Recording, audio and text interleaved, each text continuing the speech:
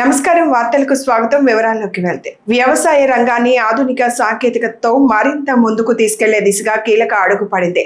రైతులకు నాణ్యమైన విత్తనాలు, మెరుగైన సాగు అవకాశాలు అందించే లక్ష్యంతో రూపొందించిన నాన్ జిఎంఓ మొక్కజొన్న హైబ్రిడ్ విత్తనాన్ని ఉపరాష్ట్రపతి, ముఖ్యమంత్రి ఘనంగా ఆవిష్కరించారు. దేశ వ్యవసాయ రంగంలో మారుతున్న అవసరాలకు అనుగుణంగా రైతుకు ఉపయోగపడే నూతన ఆవిష్కరణలను ప్రోత్సహించాల్సిన అవసరం ఉందని ఈ సందర్భంగా ప్రాధాన్యత సంతరించుకుంది. నాణ్యమైన విత్తనం మెరుగైన దిగుబడికి తొలి అడుగు అన్న భావనతో మొక్కజొన్న సాగులో రైతులకు కొత్త అవకాశాలు అందించే దిశగా ఈ హైబ్రిడ్ విత్తనం ఆవిష్కరణ జరిగింది.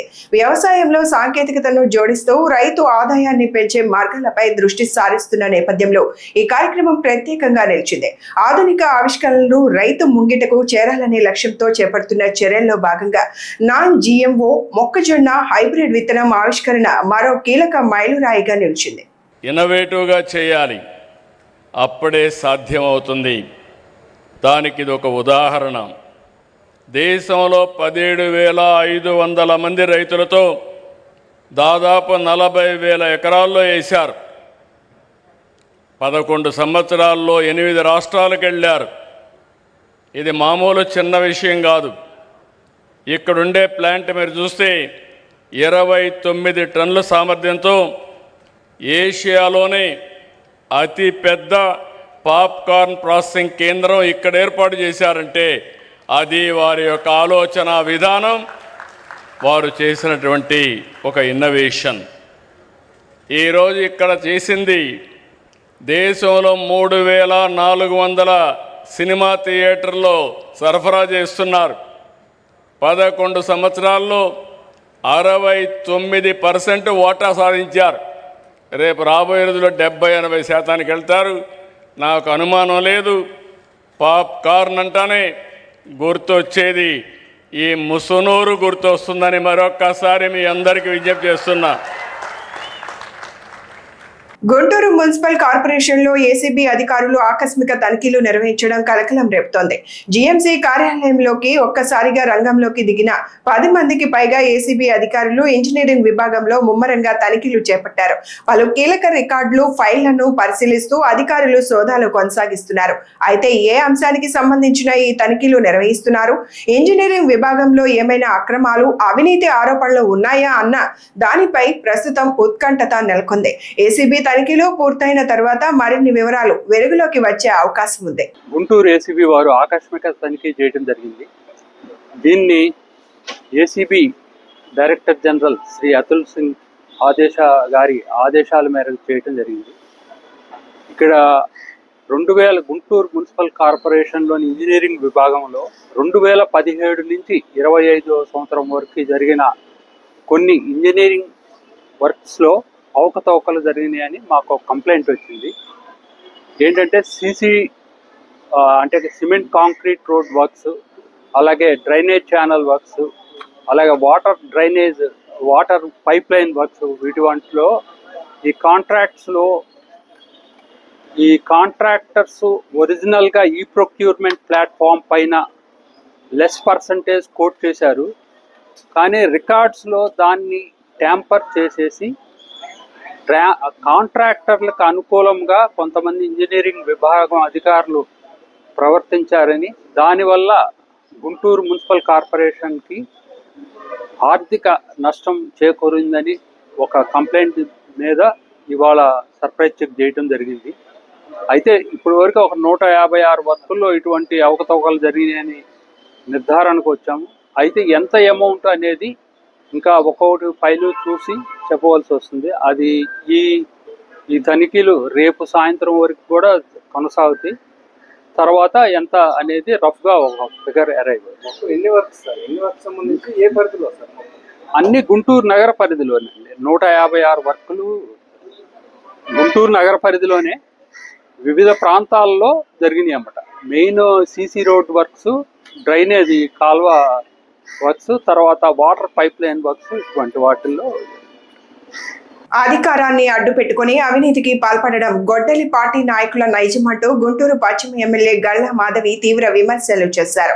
మీడియా సమావేశంలో మాట్లాడుతూ గత పాలనలో అధికారాన్ని అడ్డు పెట్టుకుని జరిగిన అవకతవకలు, అవినీతి వ్యవహారాలపై ప్రశ్నించారు.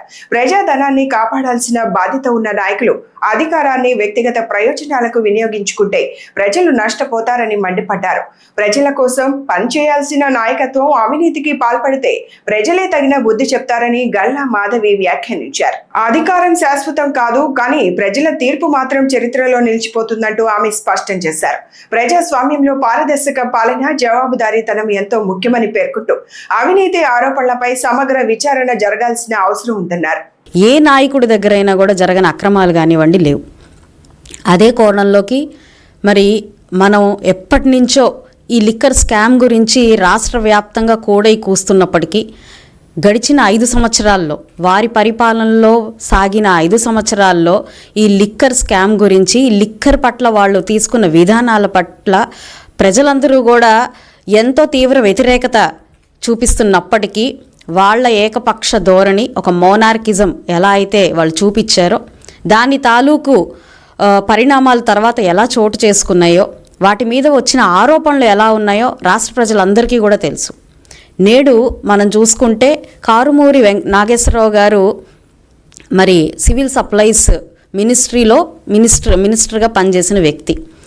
ఆయన హయాంలో ఆయన తీసుకున్న ఈ మంత్రిత్వ శాఖలో ప్రతిదీ ఒక కుంభకోణమే, ప్రతిదీ ఒక స్కామే. పేదలకు పంపించాల్సిన బియ్యం దగ్గర నుంచి, మరి రైతులకు అందించాల్సిన సంక్షేమం దగ్గర నుంచి, ఆఖరికి లిక్కర్ దాకా కూడా ప్రతి దాంట్లో కూడా ఆయన యొక్క మనకి ప్రావీణ్యం మనకు కనిపిస్తుంది. జగన్మోహన్ రెడ్డి గారికి అత్యంత సన్నిహితులైన కారుమూరి నాగేశ్వరరావు గారు యొక్క ఈ విధానాల గురించి రాష్ట్ర ప్రజలందరికీ కూడా ఈరోజు కొత్తగా చెప్పుకునే అవసరం లేదు.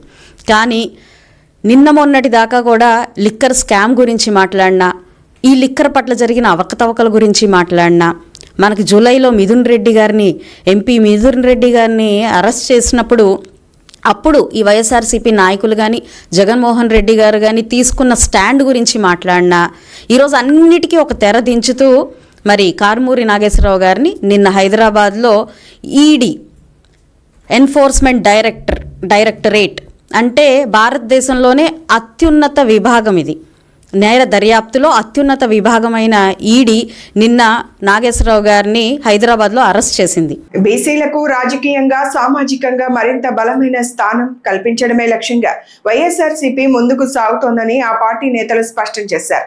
వైఎస్ఆర్సీపీ కేంద్ర కార్యాలయంలో బీసీ ముఖ్య నాయకుల సమావేశం నిర్వహించారు. బీసీ వర్గాల సమస్యలు, ప్రస్తుత రాజకీయ పరిస్థితులు, రాబోయే రోజుల్లో చేపట్టాల్సిన కార్యాచరణపై ఈ సమావేశంలో ప్రధానంగా చర్చించినట్లు సమాచారం. బీసీల హక్కులు, సంక్షేమం, రాజకీయ ప్రాతినిధ్యం కోసం పార్టీ పోరాటం కొనసాగుతుందని నేతలు పేర్కొన్నారు. రాష్ట్ర వ్యాప్తంగా బీసీ వర్గాలను మరింత సంఘటితం చేసి వారి సమస్యలను ప్రజావేదికలపై బలంగా వినిపించేందుకు కార్యాచరణ రూపొందించనున్నట్లు తెలిపారు. బీసీలకు అండగా వైఎస్ఆర్సీపీ నిలుస్తుందనే సందేశాన్ని మరింత బలంగా ప్రజల్లోకి తీసుకెళ్లాలని నాయకులు నిర్ణయించారు. మొత్తానికి వైఎస్ఆర్సీపీ కేంద్ర కార్యాలయంలో జరిగిన బీసీ ముఖ్య నాయకుల సమావేశం రాజకీయంగా ప్రాధాన్యత సంతరించుకుంది.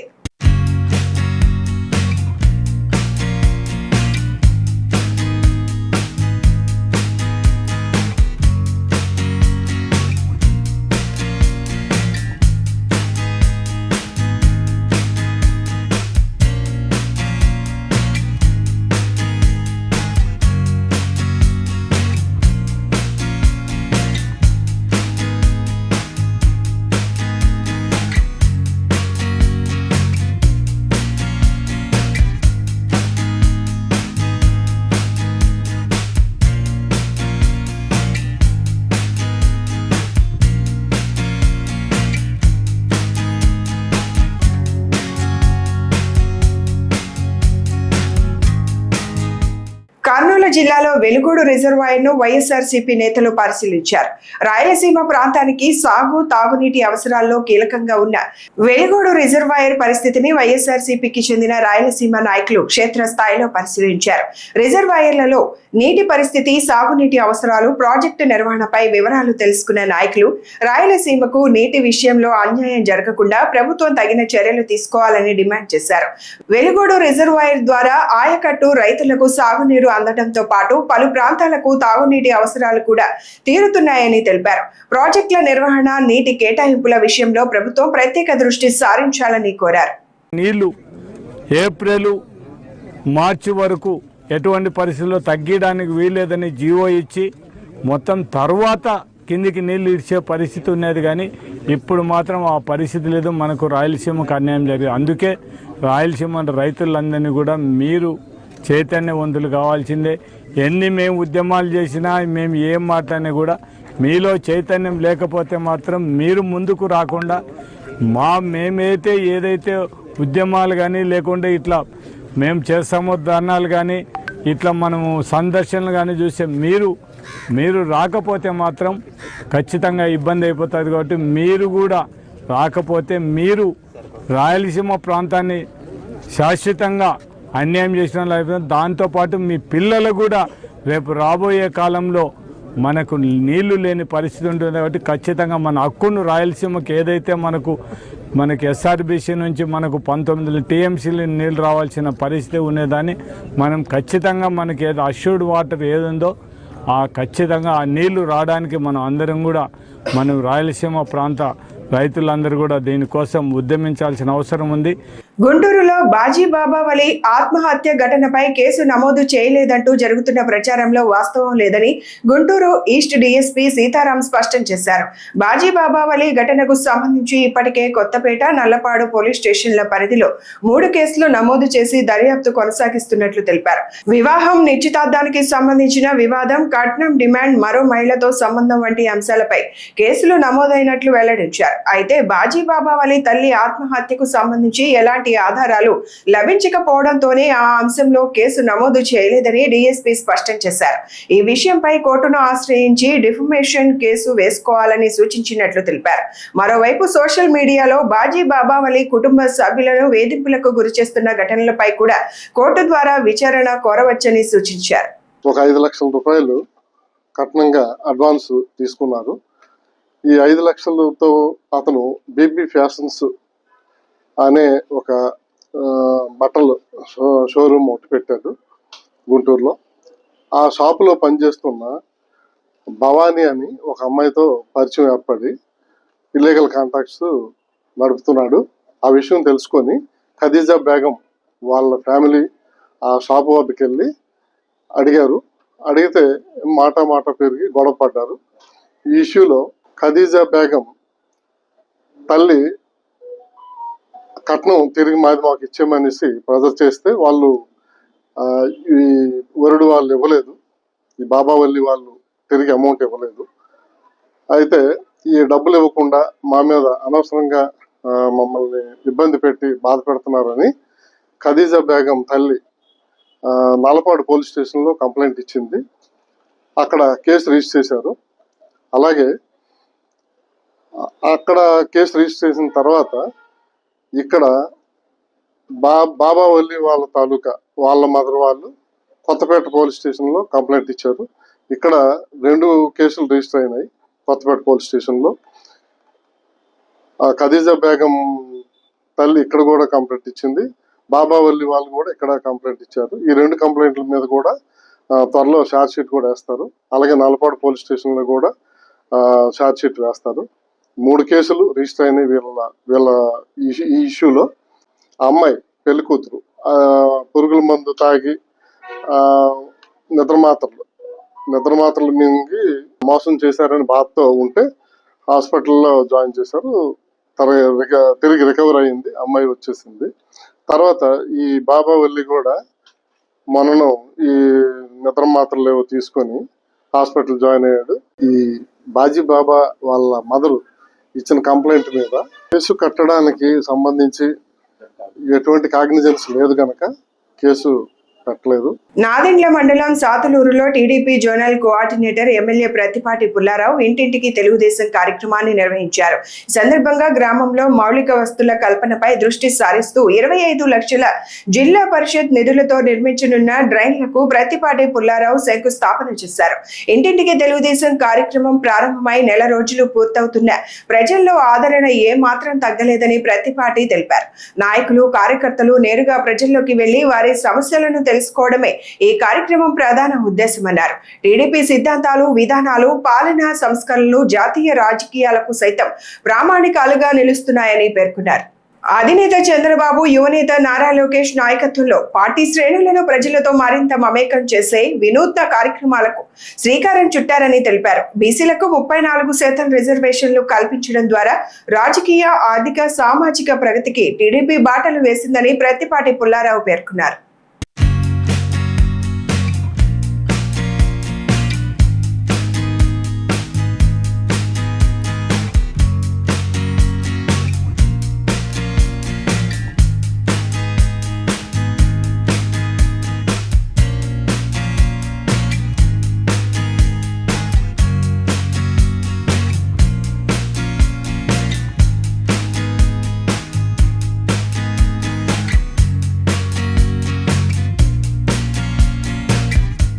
పల్నాడు జిల్లా యువజన విభాగ ప్రధాన కార్యదర్శి భీమిని అంకారావును పోలీసులు అరెస్టు చేశారన్న సమాచారంతో వినుకొండ మాజీ MLA Bolla Brahmanaidu Ainavolu police station కు చేరుకున్నారు.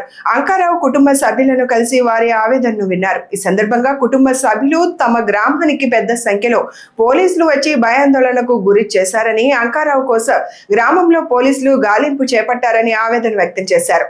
అసలు అంకారావు చేసిన తప్పేంటి, ఎందుకు పోలీస్ స్టేషన్ కు తీసుకెళ్లారంటూ కుటుంబ సభ్యులు ప్రశ్నించారు. అనంతరం మాజీ ఎమ్మెల్యే బొల్ల బ్రహ్మనాయుడు ఐనవోలు సీఐతో మాట్లాడి భీమిని అంకారావును అరెస్టుకు గల కారణాలను అడిగి తెలుసుకున్నారు. అయితే సోషల్ మీడియాకు సంబంధించిన అంశం కారణంగానే భీమిని అంకారావును అరెస్టు చేసినట్లు సీఐ మాజీ ఎమ్మెల్యేకు వివరించినట్లు సమాచారం. పొలంలోంచి డైరెక్ట్గా పొలంలో పని చేస్తుంటే పిలిచారు. పిలిస్తే ఆదాన వచ్చినండి ఇంట్లో మేము అదిరిపోతామని ఇంట్లోకి రాకుండా నేనే వస్తున్నా రోడ్డు కానీ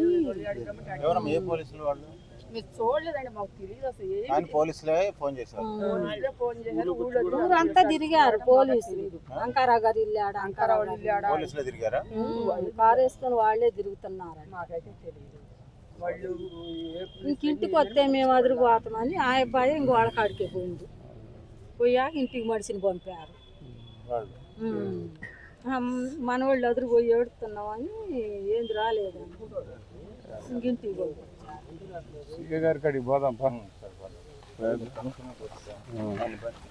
రాష్ట్రంలో జగన్, లోకేష్ ల అండతో ప్రైవేట్ సంస్థలు చట్ట విరుద్ధంగా మైనింగ్ సుంకాల పేరుతో అక్రమ వసూలు చేస్తున్నాయని ఏపీ మాజీ ఇంటెలిజెన్స్ అధికారి ఏబి వెంకటేశ్వరరావు సంచలన ఆరోపణలు చేశారు. విజయవాడ ప్రెస్ క్లబ్ లో ఏర్పాటు చేసిన విలేకరుల సమావేశంలో చట్టం పుస్తకావిష్కరణ అనంతరం ఆయన మాట్లాడుతూ వైసీపీ హయాంలో జగన్ తన పార్టీ నేతలకు చెందిన ప్రైవేట్ సంస్థలకు మైనింగ్ పన్నులు వసూలు చేసే కాంట్రాక్టులను కట్టబెడితే మైనింగ్ లో ప్రైవేట్ వసూళ్ల విధానాన్ని తొలగిస్తామనే హామీతో అధికారంలోకి వచ్చిన లోకేష్ కూడా అదే బాటలో నడుస్తున్నారని దుయ్యబట్టారు. వసూళ్ల కాంట్రాక్ట్ పొందిన ఏఎంఆర్ లాంటి సంస్థలు మైనింగ్ సంస్థల నుండి సామాన్య రైతుల వరకు ఇష్టారాజ్యంగా వసూళ్లకు పాల్పడుతున్నాయని ఏబి వెంకటేశ్వరరావు ఆగ్రహం వ్యక్తం చేశారు.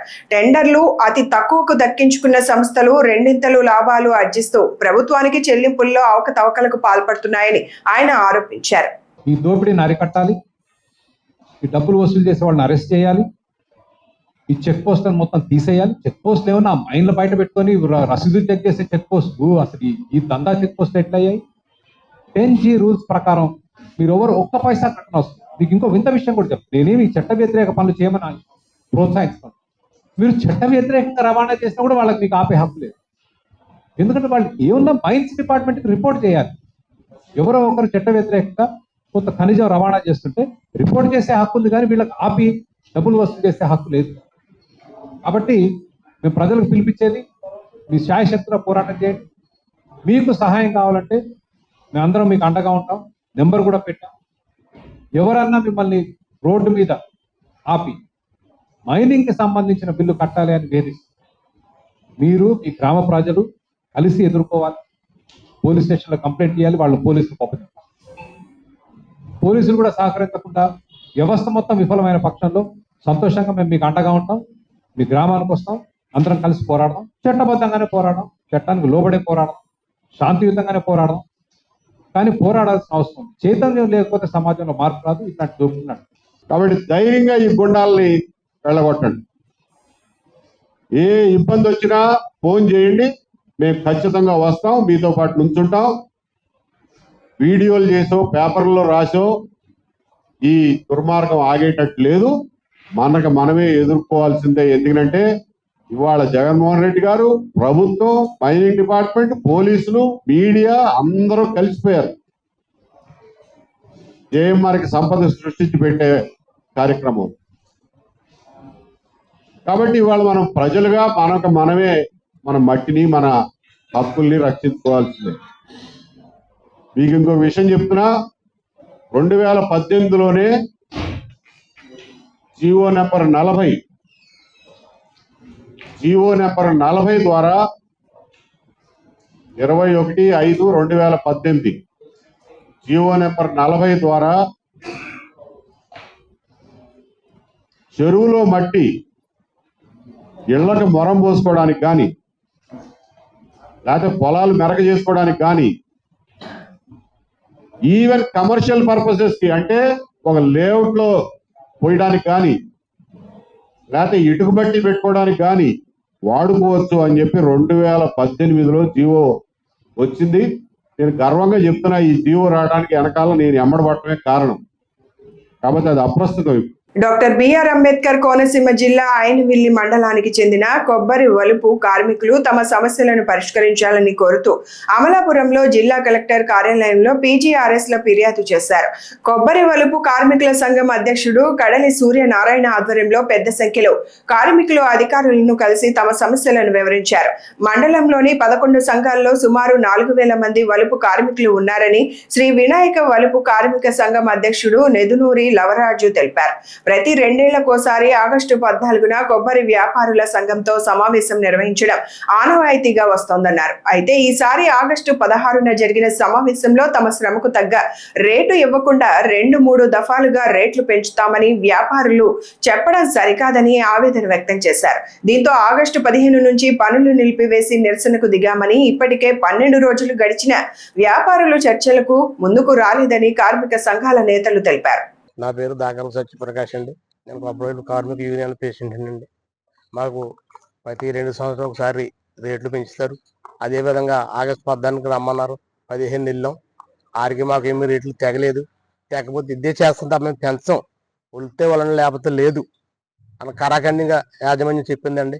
నాకు చేసేది లేక కలెక్టర్ గారిని లాభాలను సంప్రదిద్దామని నిర్ణయం తీసుకుని వచ్చామండి. ఈ వేళకు సుమారు 12 రోజులు 14 రోజులు అయింది. ఏ విధంగా పిలుపు మాకు రాలేదు. కాబట్టి మేము ఉద్యమం చేయటానికి మా భార్య బిడ్డలతో పిల్లలతో సహా రోడ్డు మీద కూర్చుని చర్చించడానికి సిద్ధంగా ఉన్నాం. మాకు న్యాయం చేయవలసిందిగా కోరుతున్నాం. మేము వలుపు కార్మికులు అయినవేలు మండలంలో సుమారు మాకు 3,000 నుంచి 4,000 మంది కార్మికులంతా ఉంటాం. అదే కొబ్బరి వలుపు మీద జీవనం సాగిస్తూ ఉంటాం.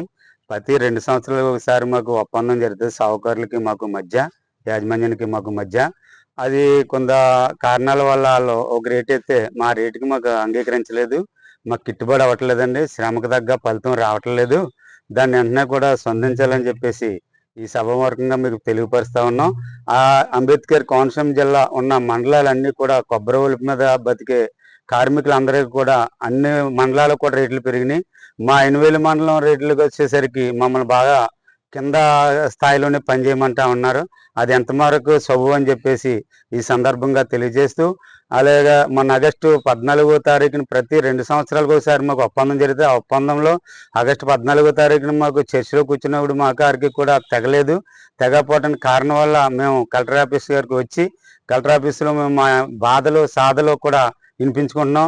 మా యొక్క ఇబ్బందులన్నీ కూడా కలెక్టర్ గారు అర్థం చేసుకుని మాకు తగిన న్యాయం చేకూరుస్తారని ఈ యొక్క సందర్భంగా తెలియపరుస్తా ఉన్నాం. హనుమకొండ జిల్లా భీమారం ఎర్రగట్టు గుట్టలోని ఎన్ఆర్ఐ జూనియర్ కాలేజీలో ఫ్రెషర్స్ డే వేడుకలు ఘనంగా జరిగాయి. నూతనంగా కళాశాలలో అడుగుపెట్టిన విద్యార్థులకు ఆత్మీయ స్వాగతం పలుకుతూ ఆహ్లాదకరమైన వాతావరణంలో ఫ్రెషర్స్ డే కార్యక్రమాన్ని నిర్వహించారు.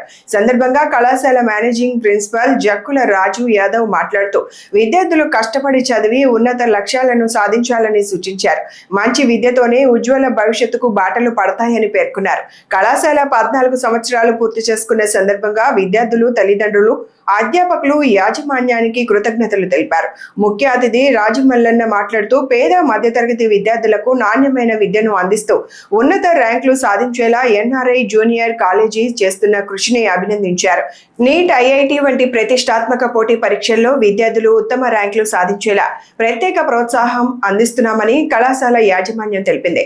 విద్యార్థుల విద్యాభివృద్ధికి అవసరమైన మౌలిక సదుపాయాలను కల్పిస్తున్నామని పేర్కొన్నారు. ఈ ప్రోగ్రాం ఎవ్రీ ఇయర్ జరుగుతూనే ఉంటుంటుంది. ఫ్రెషర్స్ వస్తూనే ఉంటాంటారు, వాళ్ళకు సెకండ్ ఇయర్ పిల్లలు స్వాగతం పలుకుతూనే ఉంటాంటారు. ఈ ప్రోగ్రాం అనేటువంటిది ప్రతి సంవత్సరం జరిగేటువంటి ఒక పండుగ లాంటి వాతావరణం. మా కళాశాల ఎస్టాబ్లిష్మెంట్ చేసి 14 సంవత్సరాలు అవుతున్నది. ఆ 14 సంవత్సరాల కాంచెలి అంచెలంచెలుగా ఎదిగి సాధారణ విద్యార్థులకు, బడుగు బలహీన వర్గాల పిల్లలకి, అదేవిధంగా బిలో మిడిల్ క్లాస్ పిల్లలకి చాలా ఉన్నతమైన విద్యను కల్పిస్తూ కార్పొరేట్ స్థాయి విద్యను అందిస్తూ ఎన్ఆర్ఐ కళాశాల అనేది సంవత్సరానికి ర్యాంకుల శాతం పెంచుకుంటూ ఐఐటి, జేఈ, నీట్, ఎప్సెట్ ర్యాంకులలో రాష్ట్ర స్థాయి ర్యాంకులు సాధించి మా విద్యార్థులందరికీ మరియు మిగతా పిల్లలందరికీ మార్గదర్శకంగా నిలబడుతున్నారు. అదేవిధంగా ఎందుకంటే చాలా పేద వర్గాల నుంచి వచ్చినటువంటి పిల్లలు, గవర్నమెంట్ స్కూళ్ళల్లో చదివినటువంటి పిల్లలకి ఐఐటి, జేఈ ర్యాంకులు సాధించడం అనేటువంటిది మా ప్రత్యేకత చెప్తున్నాము. నీట్ అదేవిధంగా ఎప్సెట్లో కూడా మంచి మార్కులు సాధిస్తున్నారు. ఈ విధంగా 14 సంవత్సరాల నుంచి వెళ్ళి మా కళాశాల నడుపుతున్నందుకు మాకు ఒక ఆనందం ఉంది, ఒక రకమైనటువంటి బాధ్యత కూడా పెరిగింది. అదేవిధంగా ఈరోజు కూడా అదే కార్యక్రమంలో భాగంగా ఈరోజు కూడా వెల్కమ్ పార్టీ అనేటువంటి కార్యక్రమాన్ని నిర్వహించడం జరుగుతుంది. ఆ విధంగా అందరూ ఇక్కడికి చాలామంది ర్యాంకులు ఉన్నటువంటి 468కి 470 మార్కులకు గాను 468 మార్కులు మా పిల్లలు సాధించిళ్ళు. అదేవిధంగా 440 మార్కులకు గాను 437 మార్కులు బైపీసీలో, 470 మార్కులు 468 మార్క్స్ ఎంపీసీలో, 500 మార్క్స్కి 489 మార్క్స్ సిఈసిలో ప్రథమస్థాయి ర్యాంకు సాధించి, అదేవిధంగా 1000 మార్కులకు గాను సెకండ్ ఇయర్ విద్యార్థులు 1000 మార్కులకు గాను 992, అదేవిధంగా 991, 93, 94 మార్కులు సాధించి 1000 మార్కులకు గాను సాధించినటువంటి పిల్లలందరూ మా కళాశాలలో ఉన్నందుకు మేము మా లెక్చరర్స్, అధ్యాపక మిత్ర బృందాన్ని అందరినీ అభినందిస్తున్నా. భవిష్యత్తులో కూడా ఇలాంటి ర్యాంకులు సాధించాలని, ఇలాంటి వారు వచ్చే విధంగా మా లెక్చరర్స్ అందరూ కృషి చేయాలని కోరుకుంటూ ఈ యొక్క అవకాశం ఇచ్చినటువంటి పెద్దలందరికీ కృతజ్ఞత తెలియజేస్తున్నాను. మా కళాశాల యాజమాన్యం chairman Shobha Reddy madam, treasurer Gattaiah sir, అదేవిధంగా డైరెక్టర్ శ్రీనివాస్ నాయక్, అదేవిధంగా ఇంకో డైరెక్టర్ దేవేందర్ సార్, అదేవిధంగా మౌనికారెడ్డి మేడం, వీళ్ళందరితో కలిపి మేము కళాశాల నడుపుతున్నందుకు చాలా సంతృప్తిగా ఉంది. అందరికీ మార్గదర్శకంగా నడుపుతూ 14 సంవత్సరాల కాలంలో కళాశాలను అంచెలంచెలుగా ఎదుగుతూ మరి అన్ని స్థాయిలలో ర్యాంకులను సాధిస్తూ విద్యార్థులకు కూడా తక్కువ ఫీజులతోటి కార్పొరేట్ స్థాయి విద్యను అందిస్తున్నందుకు చాలా సంతోషంగా ఉంది. మునుముందు కూడా ఈ ప్రోగ్రాం అన్ని కొనసాగుతుందని తెలియజేస్తున్నాను. మీ జక్కుల రాజు యాదవ్, ఎన్ఆర్ఐ జూనియర్ కళాశాల ప్రిన్సిపల్ అండ్ సెక్రటరీ కరెస్పాండెంట్. వసతి గృహాల్లో విద్యార్థులకు సకల సదుపాయాలు కల్పిస్తున్నామని, వాటిని సద్వినియోగం చేసుకుని బాగా చదువుకోవాలని హనుమకొండ జిల్లా కలెక్టర్ చాహద్ బాజ్పేయి సూచించారు. హనుమకొండ గోకుల్ నగర్ లో బీసీ సంక్షేమ శాఖ ఆధ్వర్యంలో నిర్వహిస్తున్న బాలుర వసతి గృహాన్ని కలెక్టర్ ఆకస్మికంగా తనిఖీ చేశారు. వసతి గృహంలో ఎంతమంది విద్యార్థులు ఉంటున్నారు, వారు ఏ ప్రాంతాల నుంచి వచ్చారు, సిబ్బంది వివరాలు ఏమిటనే విషయాలను అధికారులను అడిగి తెలుసుకున్నారు. అనంతరం సీసీ కెమెరాల పనితీరును పరిశీలించడంతో పాటు విద్యార్థులకు అందిస్తున్న బియ్యం, పప్పు దినుసులు, గుడ్ల నాణ్యతను స్వయంగా పరిశీలించారు. వంటశాలను తనిఖీ చేసిన కలెక్టర్ భోజనం తయారీ విధానాన్ని పరిశీలించారు. విద్యార్థులతో నేరుగా మాట్లాడి ఈ రోజు ఏం టిఫిన్ పెట్టారు, రుచిగా ఉందా అంటూ ఆరా తీశారు.